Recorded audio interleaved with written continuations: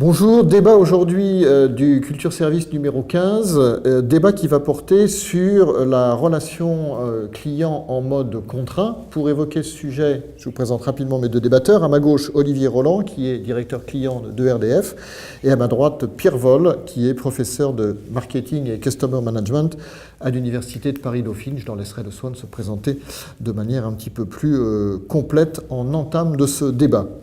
Alors, quel client n'a jamais été content qu'on le presse pour essayer un produit et qu'il doive attendre ce produit, qu'il ne le trouve pas en stock, qu'il ne dispose pas du moyen de paiement, d'un moyen de paiement simple pour régler ses achats. Dans tous les univers économiques, les clients vivent cette expérience d'achat contraint. On va essayer de voir aujourd'hui quelles sont ces contraintes et puis comment on peut soit les supprimer, soit les atténuer, soit vivre avec et donc faire évoluer le mode de relation client quand il est contraint. Je vais sans tarder, messieurs, vous céder la parole et vous poser une question. Contraint, c'est quand même un mot assez fort. Quelle définition vous en donneriez et quels exemples vous pourriez donner de ce qui, pour vous, est une relation avec le client en mode contraint? Qui veut prendre la parole en premier ?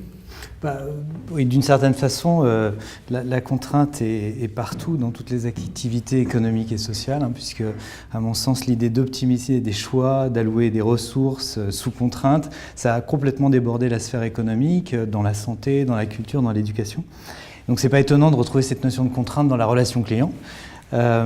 Évidemment, cette contrainte, elle prend des formes peut-être spécifiques et elle est essentiellement liée aux ressources des clients, mais aussi aux ressources des entreprises limitées, notamment en termes de ressources humaines. Donc la question des horaires d'ouverture, par exemple, ou des temps d'attente constituent des contraintes. Voilà comme exemple. Alors, si on formalise un peu, je pense qu'il y a trois types de contraintes. Première contrainte qui porte sur la nécessité de payer. Donc, on peut lever en partie ces contraintes. On voit avec l'économie du freemium, avec les modalités de paiement diverses, de crédit, etc. Mais bon, c'est une première contrainte. La deuxième contrainte, c'est la contrainte qui consiste à attendre. Donc, ça fait référence à la ressource temporelle du client. Donc, on va lui demander d'attendre, éventuellement de décaler son contact avec l'entreprise. Et puis la dernière forme de contrainte qui me semble assez intéressante, c'est celle qui consiste en fait à participer. Donc c'est l'injonction à participer, à contribuer, et qui est assez centrale. Et là, qui me semble poser une question intéressante parce que ça fait non pas appel à l'argent, au temps, mais aux compétences des clients. Et donc, voilà, les entreprises, à mon sens, sous-estiment un petit peu l'exigence, la contrainte qu'elles peuvent mettre sur les compétences du client. Et là, je pense que c'est certainement une opportunité pour les entreprises d'accompagner les clients pour développer leurs compétences et finalement lever en partie ces contraintes. Mais aujourd'hui, on constate que cette contrainte de compétences, elle conduit parfois à écarter des clients, à les décourager. Et je mentionne par exemple le cas des clients qui ont des déficiences, par exemple visuelles. Il y a 2 millions de personnes qui ont des handicaps visuels en France. Voilà, donc prendre en compte ces déficiences, ce manque de compétences, à mon avis, c'est une opportunité qui a non seulement un impact économique, mais peut-être même sociétal. D'accord. Mais au-delà, vous faites référence à la volonté aujourd'hui des entreprises de rentrer dans des modes collaboratifs, en gros de demander son avis au client, ou d'être dans le self-care, c'est-à-dire vous avez besoin d'une attestation d'assurance, écoutez, imprimez-le depuis votre espace client. C'est à ça que vous faites référence, au-delà de l'exemple que vous avez donné, ou à des contraintes plus larges. Qu'est-ce que vous mettez sous le terme de compétences? Alors, le cas type, ça serait celui d'IKEA, pour prendre un exemple très, très, très évident. La contrainte de se déplacer jusqu'au magasin qui est localisé en général en périphérie d'une ville, la contrainte qui consiste à faire le parcours imposé à l'intérieur du magasin, la contrainte qui consiste à aller chercher les colis dans la zone d'entreposage, la contrainte qui consiste à ramener les pièces chez soi, à monter le meuble. Tout au long du parcours client, il est semé de contraintes.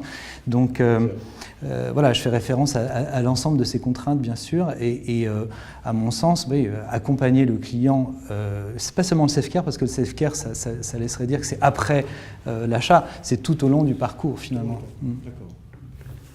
Monsieur Roland, votre définition et votre expérience peut-être plus centrée sur ERDF. Alors, la définition que je donnerais de la relation client dans le domaine contraint, elle est double. C'est-à-dire c'est contraint pour le client et c'est contraint pour l'entreprise. C'est-à-dire contraint pour le client parce qu'il n'a pas le choix, le client. C'est ce prestataire et pas un autre. C'est ce processus et pas un autre. C'est ce timing et c'est pas un autre. Et c'est ce prix et c'est pas un autre. Donc le client, il est dans un environnement qui est défini pour lui. Donc il s'adapte à cette contrainte-là. Voilà, c'est une donnée sur laquelle le client n'a pas véritablement d'impact. Donc la notion de pas le choix est un élément majeur. Ensuite, pour l'entreprise, l'univers est également contraint parce que, dans mon cas, comme dans le cas d'autres entreprises, il est régulé.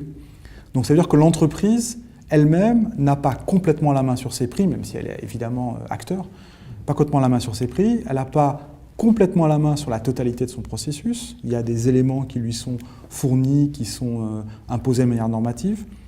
Elle n'a pas complètement la main sur le temps et sur des logiques de customisation ou de personnalisation qui sont en définitive ce vers quoi l'environnement évolue. C'est-à-dire je m'adapte à la demande précise de chacun des clients dans l'univers qui est le mien. Nous devons de garantir une équité de traitement, voire une égalité de traitement. Donc on a une double forme de contrainte qui s'impose au client, pas le choix, contrainte qui s'impose à l'entreprise. Je dois impérativement exercer mon activité dans un environnement qui est décrit et défini assez finement. Ça ne veut pas dire que ça fait des environnements qui sont plus négatifs pour la réalisation de l'activité, mais ça donne un terrain de jeu qui n'est pas complètement le même que celui qu'on peut trouver dans d'autres univers. D'accord. Pour rebondir peut-être sur ce point, l'entreprise est contrainte, le client est contraint. L'essentiel, c'est que ces deux sphères de contraintes se croisent à un moment et permettent justement de se retrouver, éventuellement de trouver un terrain d'accord, d'engager des transactions et d'engager une relation dans la durée. Et là-dessus, j'aimerais souligner que à court terme, bien souvent, la relation client est déséquilibrée au profit de l'entreprise ou du client d'ailleurs. Mais ce qui compte finalement, c'est que ces contraintes s'équilibrent un petit peu dans la durée. C'est un peu la logique du don contre don. À très court terme, c'est pas forcément équilibré, mais on sait que plus tard, on pourra récupérer la contrepartie de ces efforts. Et donc, c'est là où justement, je pense que l'idée d'établir une relation durable avec le client permet précisément de dépasser ces aléas, cette conjoncture, ces contraintes qui sont imposées parfois à court terme, mais dont on aura la contrepartie un peu plus tard. Donc voilà, je pense que c'est important de rappeler qu'à court terme, la relation peut être déséquilibrée, parfois au profit du client, de l'entreprise, mais c'est justement la relation client dans la durée qui va permettre d'équilibrer et finalement de faire en sorte que chacun retrouve la contrepartie de son investissement. D'accord. Pour poursuivre sur cette thématique-là, ça pose la question quand même de l'objectivation de la performance dans la relation client. C'est-à-dire, est-ce que la performance, c'est la conformité à la norme, ce qui, dans un univers régulé, est ce qui est demandé par le régulateur. Le régulateur, il impose des normes et juge la performance de l'entreprise sur sa capacité à respecter ces normes. Ces normes, elles n'embarquent pas majoritairement la satisfaction du client et donc la personnalisation de l'offre comme étant l'alpha et l'oméga de ce qu'on doit faire. Parce que ça aboutirait forcément à une logique de travail en différenciation client par client, parce que les demandes ne sont pas les mêmes. Or, le régulateur veut imposer une règle qui soit constante pour sécuriser un niveau minimum de service. Donc la question de l'objectivation de la performance se pose. Et donc, dans l'entreprise, se pose la question des modèles de pilotage, puisque la norme, le respect de la norme est un impératif. Quand on intègre dans le pilotage, dans cet univers-là, à la fois le respect de la norme, mais également un élément qui est un élément un peu plus, sinon complexe, du moins un peu plus évanescent par moment, qui peut être la satisfaction du client, il peut y avoir une confrontation, voire une contradiction, entre le respect de la contrainte imposée par le fonctionnement du système et la satisfaction du client. Donc il faut trouver dans ce modèle-là des éléments pour apporter la satisfaction au client, parce que ça c'est un impératif, c'est nécessaire, mais tout en respectant les règles du jeu avec lesquelles on ne peut pas transiger. On ne peut pas inventer de nouvelles règles du jeu, inventer un nouveau forfait comme on fait dans le téléphone, ou inventer des nouveaux abonnements. On n'a pas le droit de faire ça. Donc on doit chercher la satisfaction du client et piloter celle-ci à l'intérieur d'un univers qui est marqué principalement par le respect de la norme. Donc, temps en temps, ça peut être un peu schizophrénique. Et dans un cadre qui, pour le coup, est contraint au sens plein du terme. Dans un cadre qui est contraint, dans un cadre bien évidemment sur lequel nous avons une action pour faire évoluer avec le régulateur. Ce n'est pas nous qui avons raison et lui qui a tort, ce serait évidemment beaucoup trop simple, mais pour faire évoluer ce cadre régulatoire, mais toujours en gardant en tête que l'objectif de la régulation, qu'elle soit celle du régulateur, de l'État, etc., c'est de garantir une égalité de traitement sur le produit et le service pour l'ensemble des clients, qui n'est pas la même préoccupation qu'on peut avoir dans d'autres univers, où au contraire c'est la situation du client individuel personnalisé qui peut nécessiter un service tout basique, ou alors au contraire quelque chose d'extrêmement complexe. Dernière question peut-être sur cette toute première partie. Quelle serait, à vos yeux, la contrainte la plus difficile à vivre du point de vue du client?